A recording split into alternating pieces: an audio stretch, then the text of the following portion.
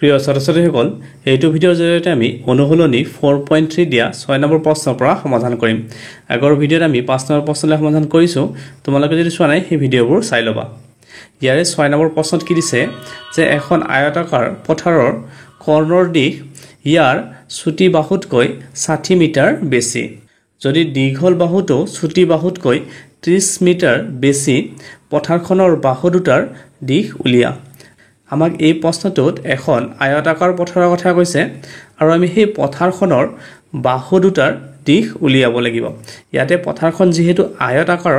আমি এটা আয়তৰ চিত্ৰ আঁকি লওঁ। তাৰ পিছত আমি এই চৰ্তবোৰ যে দিয়া আছে এই চৰ্তবোৰৰ মতে আমি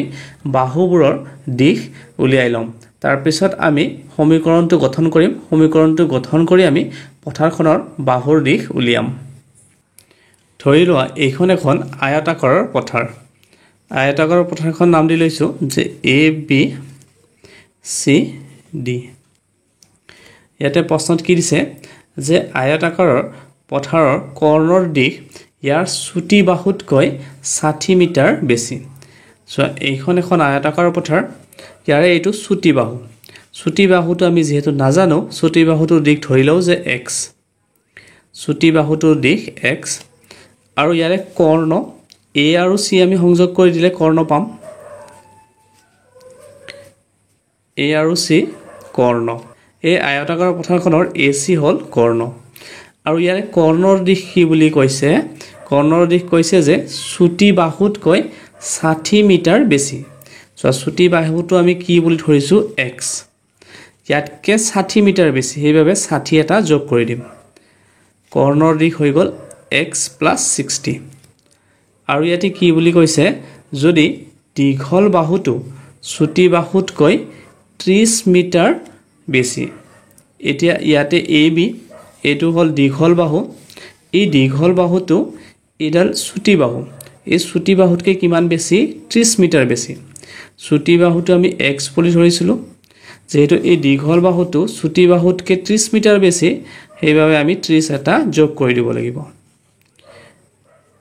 এতিয়া আমি কি কৰিম? এইটো এটা সমকোণী ত্ৰিভুজ ABC। এইটো এটা সমকোণী ত্ৰিভুজ কাৰণ এইটো কোণটো 90 ডিগ্ৰী। ইয়াতে আমি পাইথাগোৰাছৰ উপপাদ্যটো ব্যৱহাৰ কৰিম। পাইথাগোৰাছৰ উপপাদ্যটো ব্যৱহাৰ কৰি আমি সমীকৰণটো গঠন কৰিম। প্ৰথমতে আমি লিখি লওঁ যে ইয়াৰে চুটি বাহুটো x বুলি। ধৰা হ'ল চুটি বাহুটোৰ দিশ এইটো চুটি বাহু BC। চুটি বাহুটোৰ দিশ আমি কি বুলি ধৰিছো x। আৰু কৰ্ণৰ দিশ কৰ্ণটো হ'ল AC। AC হ'ল কৰ্ণ। কৰ্ণৰ দিশ কি হ'ব x + 60 কাৰণ ইয়াতে দিয়া আছে যে কৰ্ণৰ দিশ চুটি বাহুতকৈ 60 মিটাৰ বেছি, সেইভাবে x + 60।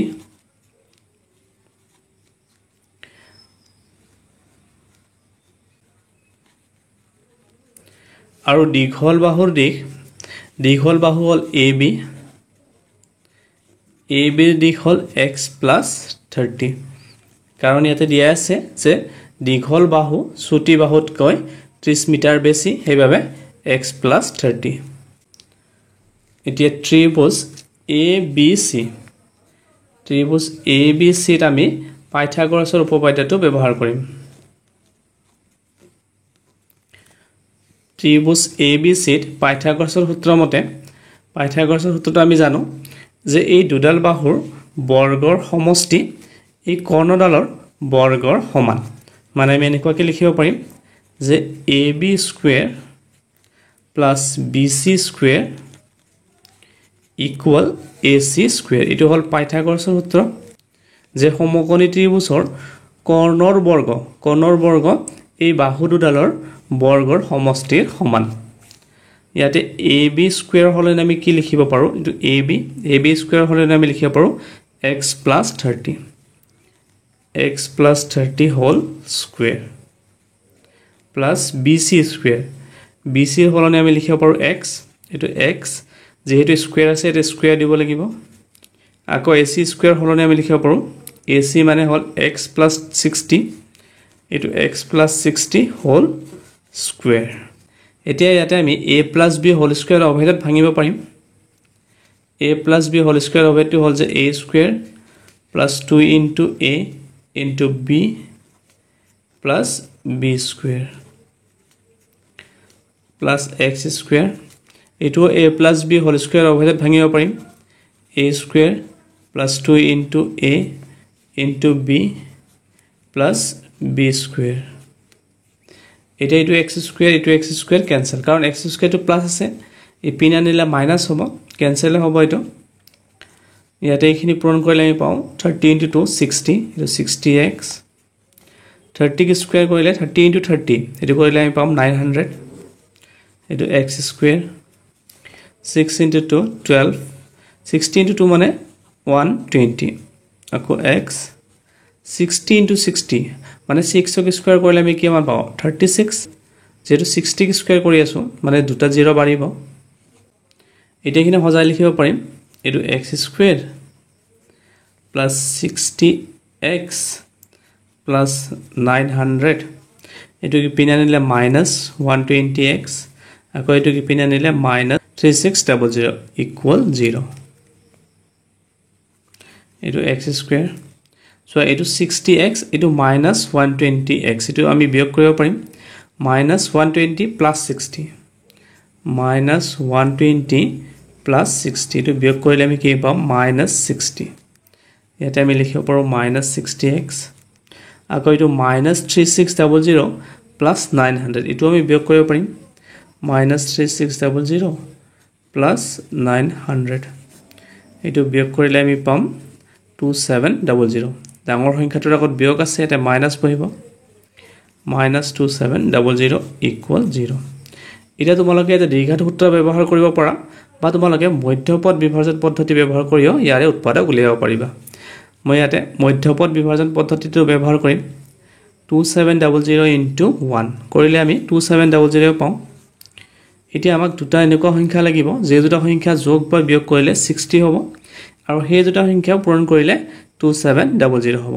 যেটো সংখ্যাটো ডাঙৰ আমি ইয়াতে উৎপাদক উলিয়াই লওঁ 3 ৰে দিব পাৰো 3 to 9 27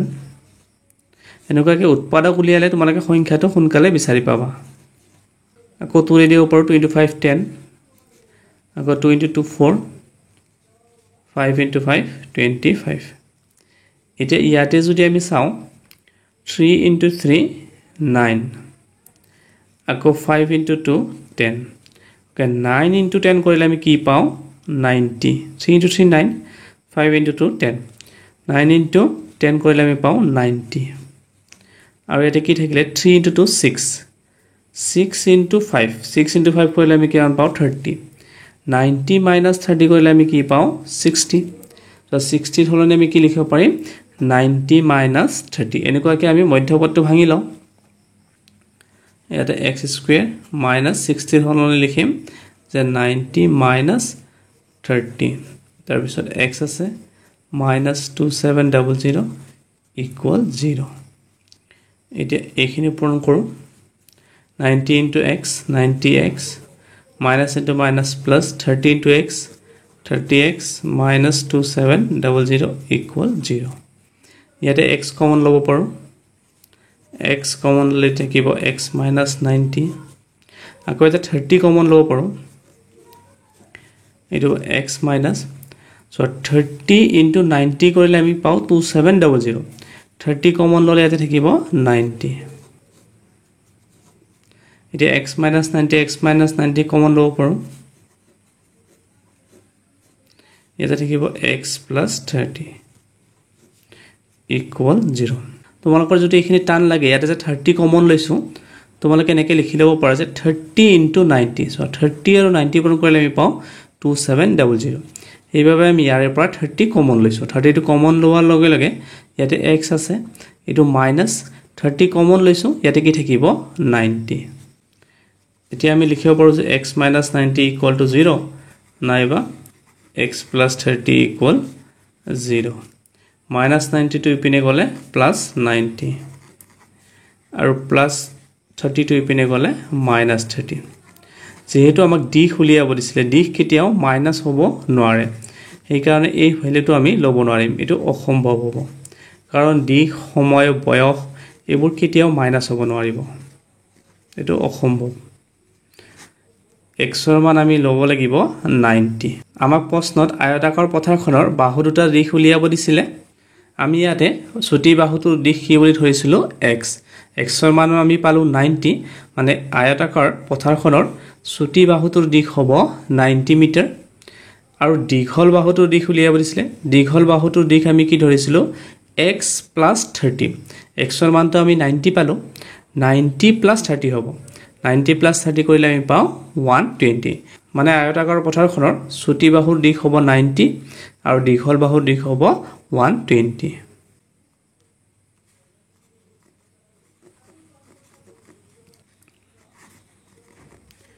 শেষত লিখিছো পথাৰখনৰ ছুটি বাহুৰ দিশ 90 মিটাৰ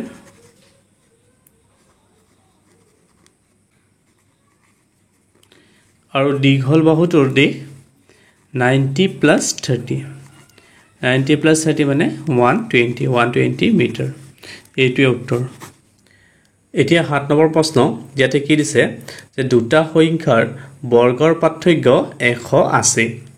সৰু সংখ্যাটোৰ বৰ্গ ডাঙৰ সংখ্যাটোৰ 8 গুণ সংখ্যা দুটা উলিয়া আমাক এই প্ৰশ্নটোত দুটা সংখ্যাৰ কথা কৈছে এটা সৰু সংখ্যা আৰু এটা ডাঙৰ সংখ্যা আৰু ইয়াতে দিয়া আছে যে সংখ্যা দুটাৰ বৰ্গৰ পাৰ্থক্য সংখ্যা দুটা যদি আমি বৰ্গ কৰো এই বৰ্গ দুটাৰ পাৰ্থক্য কিমান হয় 180 আৰু ইয়াতে দিছে যে সৰু সংখ্যাটোৰ বৰ্গ ডাঙৰ সংখ্যাটোৰ 8 গুণ আমি প্ৰথমতে ধৰি লও যে ডাঙৰ সংখ্যাটো x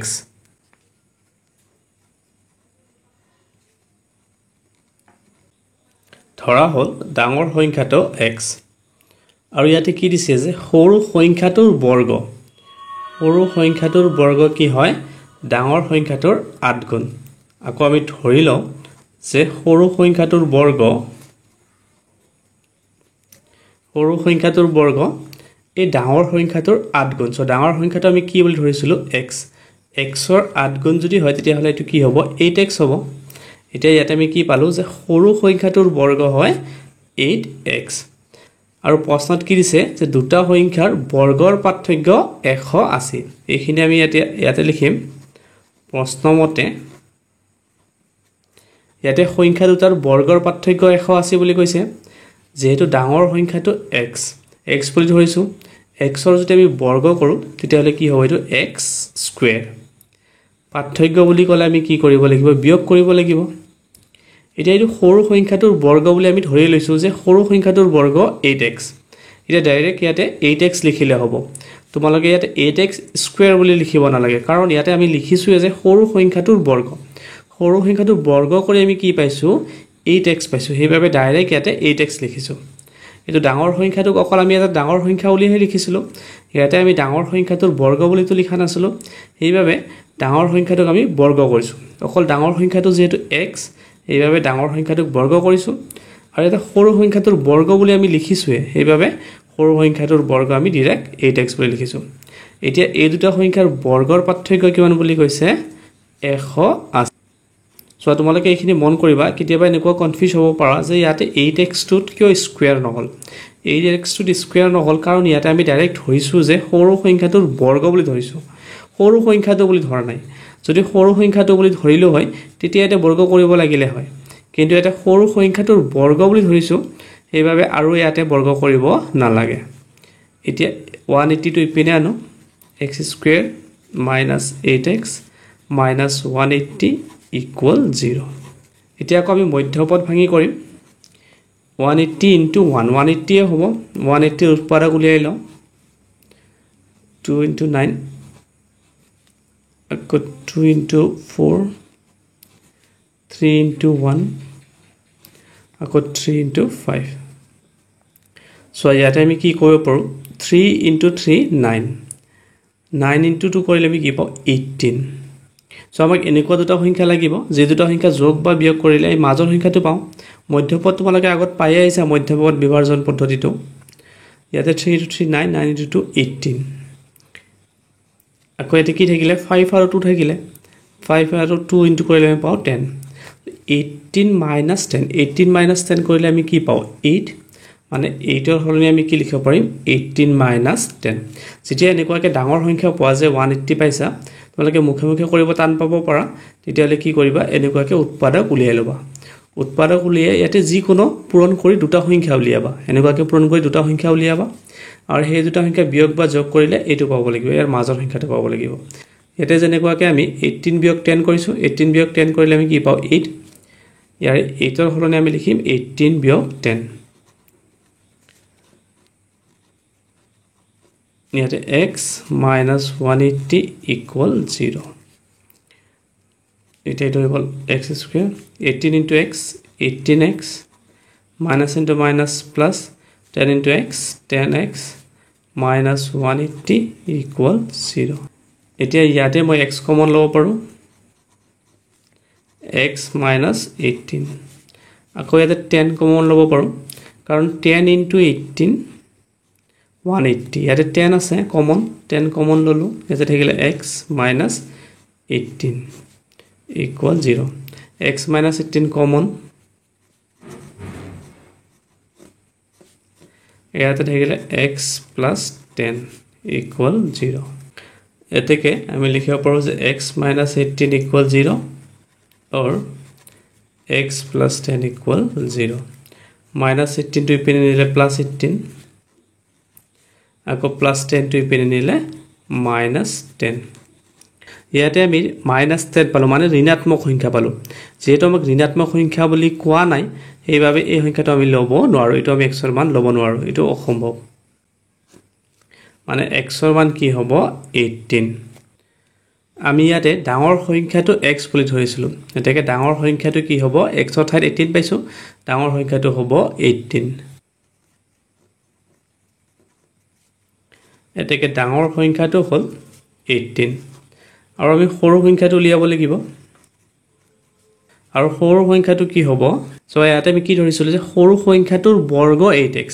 এতিয়া সৰু সংখ্যাটোৰ বৰ্গ 8x বুলি ধৰিছিলো এতিয়া সৰু সংখ্যাটো উলিয়াবলৈ হলে ইয়াৰে বৰ্গমূল উলিয়াব লাগিব কাৰণ ইয়াৰে বৰ্গহে 8x সংখ্যাটোতো 8x নহয় সংখ্যাটো উলিয়াবলৈ হলে ইয়াৰে বৰ্গমূল উলিয়াব লাগিব এটাকে সৰু সংখ্যাটো হ'ব 8x আছিল 8 পূৰণ x ৰ হলনি আমি লিখিব পাৰো 18 কাৰণ x ৰ মান 18 পাইছো এতিয়া 18 আৰু 8 পূৰণ কৰিলে আমি কি পাও 144 144 ৰ বৰ্গমূল আমি কি পাও 12 মানে 12 আৰু 12 পূৰণ কৰিলে আমি 144 পাও 144 ৰ বৰ্গমূল 12 আমি পালো যে ডাঙৰ সংখ্যাটো 18 আৰু সৰু সংখ্যাটো 12